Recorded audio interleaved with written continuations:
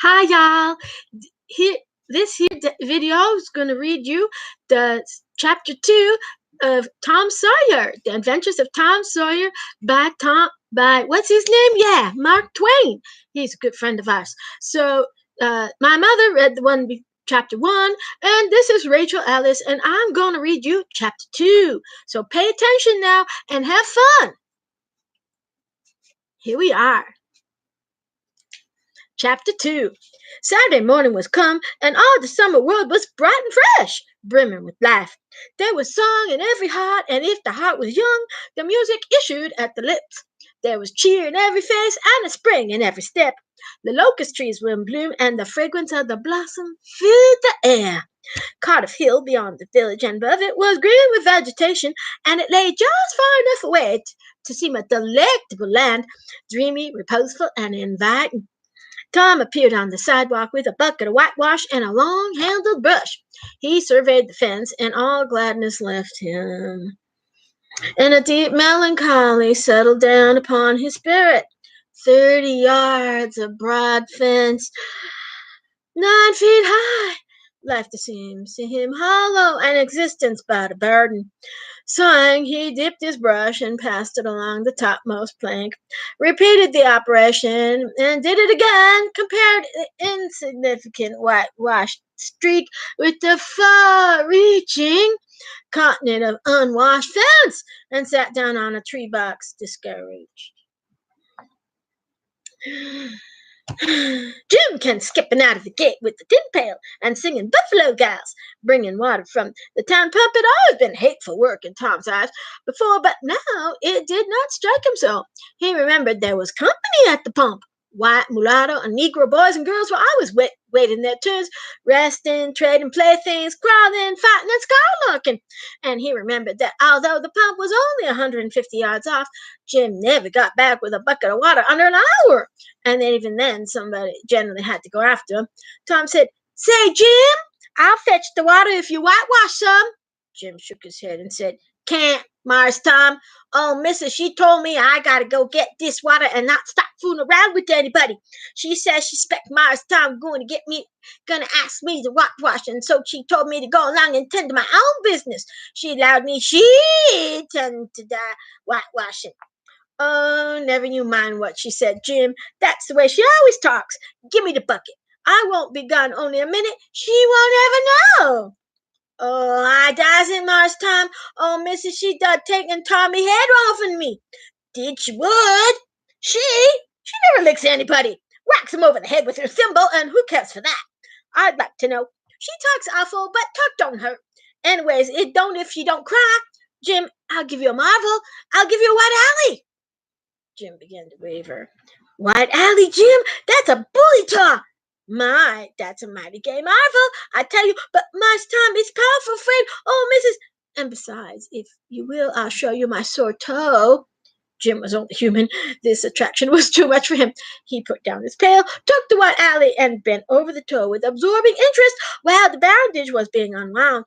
In another moment, he was flying down the street with his pail tingling in our rear. Tom was whitewashing with vigor, and Aunt Polly was retiring from the fields as a slipper in a hand and a triumph in her eye. But Tom's energy did not last, and his sorrows multiplied. Soon the free boys would come tripping down in all sorts of delicious expeditions, and they would make a world of fun of him for having to work. The very thought of it burnt him like fire. He got out his worldly wealth and examined it. Bits of toys, marbles, and trash, enough to buy in exchange of work, baby, but not having to buy so much as a half an hour of pure freedom. So he returned to his straitened means to his pocket and gave up the idea of trying to buy the boys. At this dark and hopeless moment, an inspiration burst upon him. Nothing less than a great, magnificent inspiration. He took up his brush and went tranquilly to work. Ben Rogers hove in sight presently, the very boy of all boys whose ridicule he had been dreading.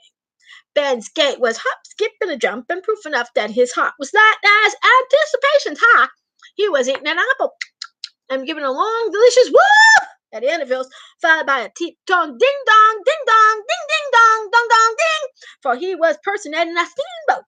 As he drew near, he slackened speed, took to the middle of the street, leaned far over the starboard, and rounded it ponderously with laborious pomp and circumstance, for he was impersonating the big Missouri, and considered himself to be drawing 9 feet of water. He was boat and captain and engine bells combined, so he had to imagine himself standing on his own hurricane deck, giving the orders and executing them. "Stop her, sir! Ting-a-ling!" The headway almost out, and he drew up slowly toward the sidewalk. "Ship up the back, ting-a-ling-a-ling!" His arms straightened and stiffened down his sides. "Set her back on starboard, ting-a-ling-a-ling! Chow! Chow! Chow!" His right hand, meantime, was describing stately circles, for it was representing a 40-foot wheel. "Let her go back on the larboard, ting-a-ling-a-ling! Chow! Chow! Chow!" The left hand, gotta get the left hand there. The left hand, this is the left hand, If you don't know, this is right and that's left. Where was we now? The left hand. Stop her. Let your outside turn over. Ting-a-ling-a-ling. Chow, chow. Get out that line. Loud now. Come with your spring line with the bride of it. Stand by that stage now. Let her go.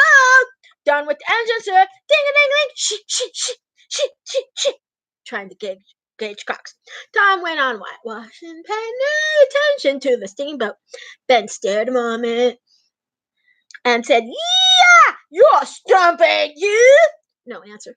Tom surveyed his last touch with the eye of an artist, and gave his brush another gently sweep, and surveyed the result as before.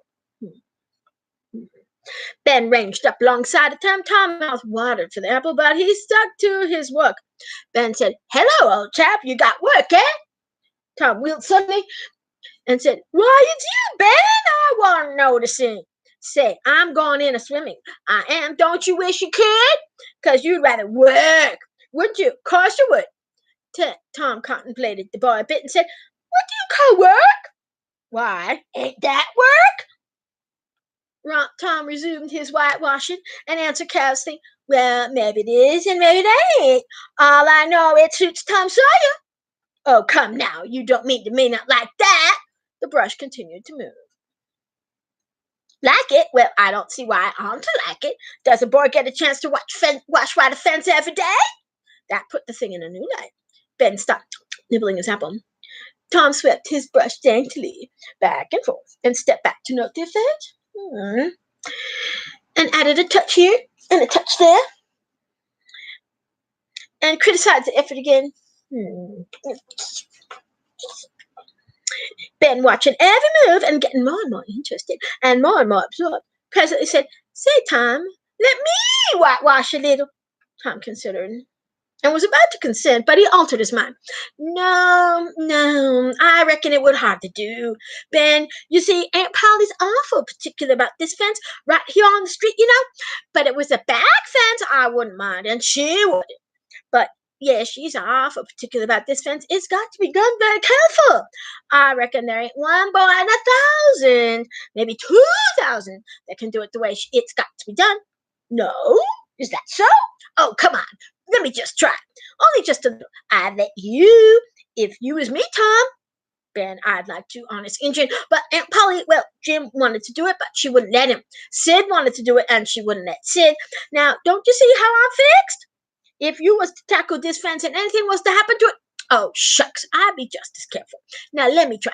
Say, I'll give you the core of my apple. Well, here, no, Ben, no, don't. I feared I'll give you all of it. Tom gave up the brush with reluctance in his face, but a clarity in his heart. And while the late steamer Big Missouri worked and sweated in the sun, the retired artist sat on a barrel in the shade close by, dangled his legs, munched his apple, and planned the slaughter of more innocents. There was no lack of material. Boys happened along every little while, and they came to jeer, but remained to whitewash. By the time bed was fagged out, Tom had traded the next chance to Billy Fisher for a kite in good repair, and when he played out, Johnny Miller brought in for a dead rat and a string to swing it with, and so on, hour after hour. And when the middle of the afternoon came, because being a poor, poverty-stricken boy in the morning, Tom was literally rolling in wealth. He had, besides the things before mentioned, 12 marbles, part of the Jew's hut, a bit of blue bottle glass to look through, a spoon cannon, a key that wouldn't unlock anything, a fragment of chalk, a glass stopper of a decanter, a tin soldier, a couple of tadpoles, 6 firecrackers, a kitten with only one eye, a brass door log, and a dog collar, but no dog, the handle of a knife, 4 pieces of orange peel, and a dilapidated old window sash. He had had a nice, good idle time all the while. Plenty of company. And the fence had 3 coats of whitewash on it. If he hadn't run out of whitewash, he would have bankrupted every boy in the village. Tom said to himself that it was not such a hollow world after all. He had discovered a great law of human nature without knowing it. Namely, in order to make a man or a boy covet a thing, it is only necessary to make the thing difficult to attain. If he had been a great and wise philosopher like the writer of this book, he would now have comprehended that work considers of ever a body is obliged not obliged to do. And this would help him to understand why constructing artificial flowers or performing on a treadmill is work, while rolling 10 pins or climbing Mount Blanc is only amusement. There are wealthy gentlemen in England who drive 4-horse passenger coaches 20 or 30 miles on a daily line in the summer because the privilege cost them considerable money. But if they were offered wages for the service, that would turn it into work, and then they would resign.